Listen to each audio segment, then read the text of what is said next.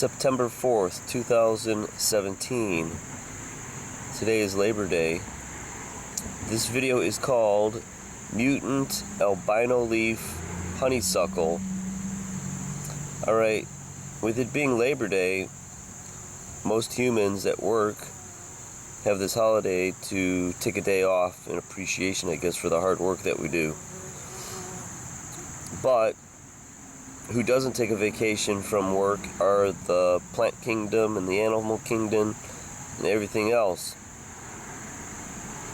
So now this is a mutation that has lost its green pigment, the chlorophyll, that produces the energy for the plant to grow and live in conjunction with the sun.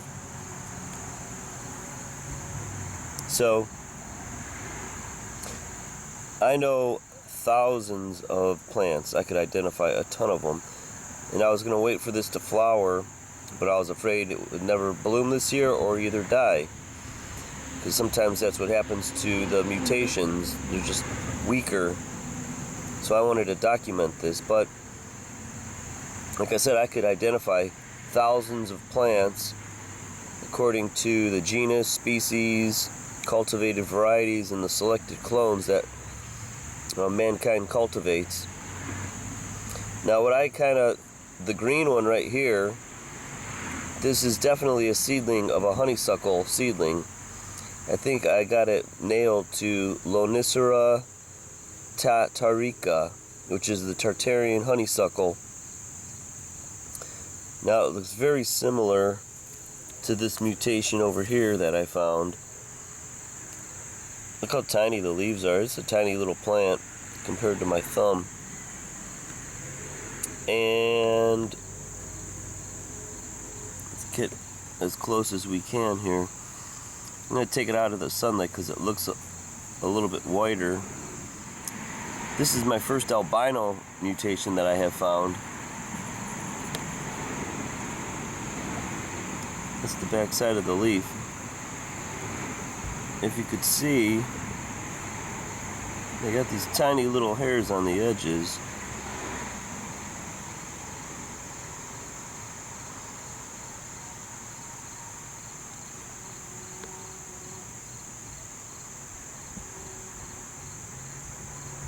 Now sometimes the albinos can't take the sun, so they get a sun scald. Let's put that other one right next to this.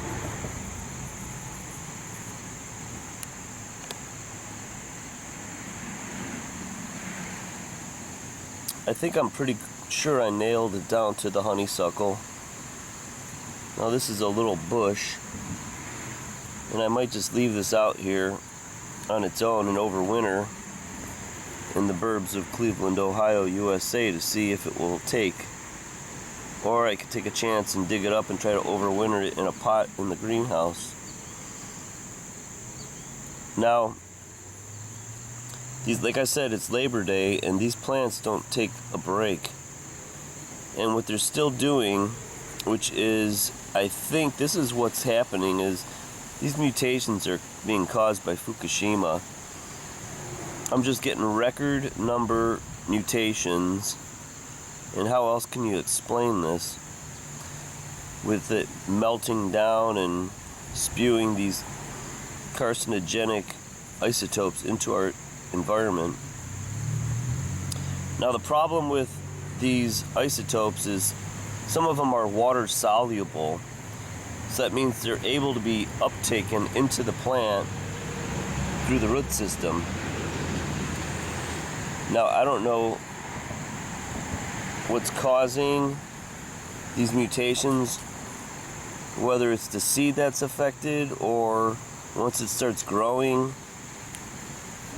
the whole plant is affected. But it almost looks like, no, maybe, is that an albino stem? I don't think so. It's hard to tell. That will become woody in time.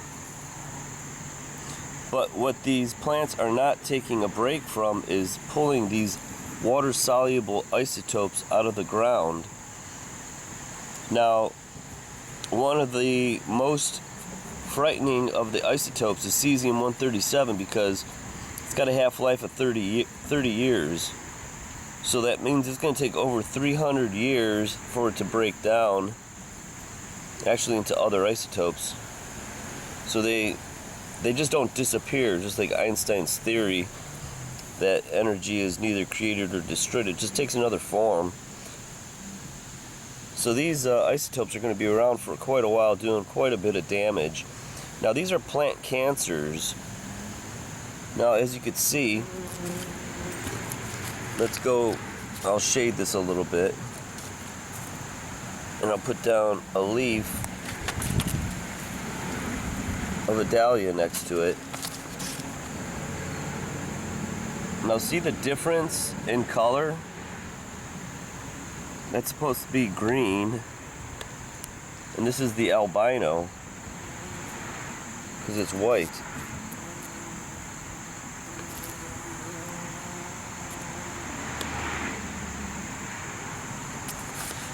Now, a long time ago I took a data processing class, and what cancers are is the DNA is corrupt.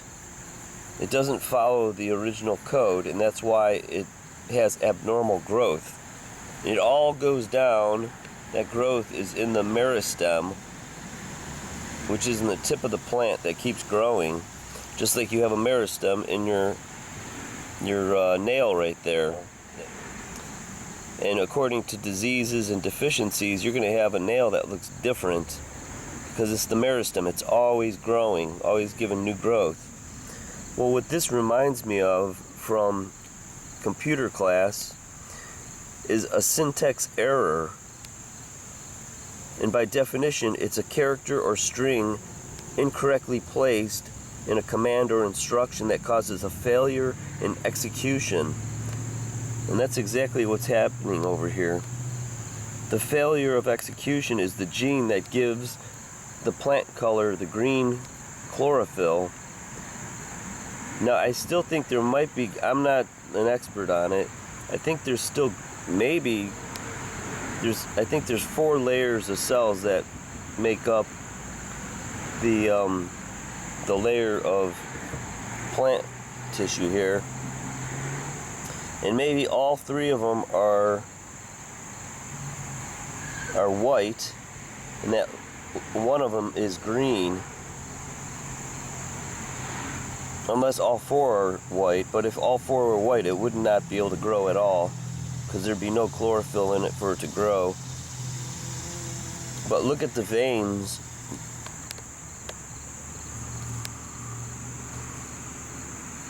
The veins still have a little green in it.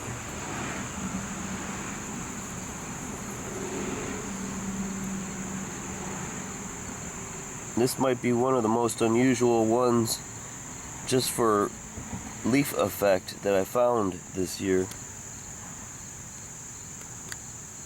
No, I'm pretty sure this is going to be a honeysuckle. It looks like it. Only way to tell though is when it blooms. Now would that be an interesting contrast? Because some honeysuckle flowers like this have like a reddish purple color. That would be a pretty interesting look to this plant if I can keep it growing.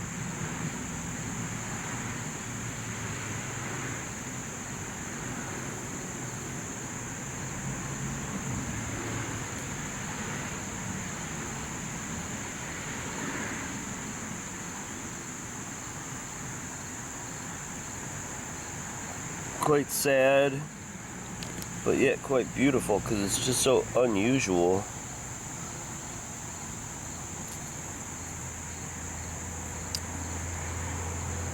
There you go, maybe I'll name it Fukushima Flame.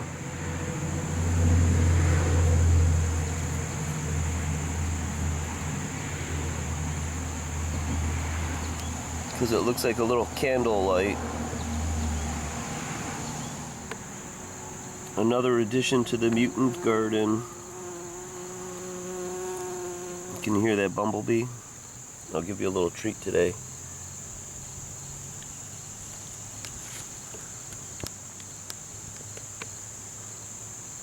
if he stays on.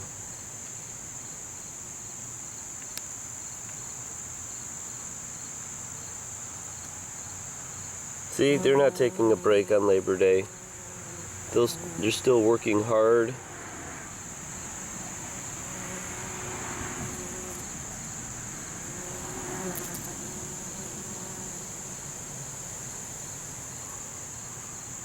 A little flying ant.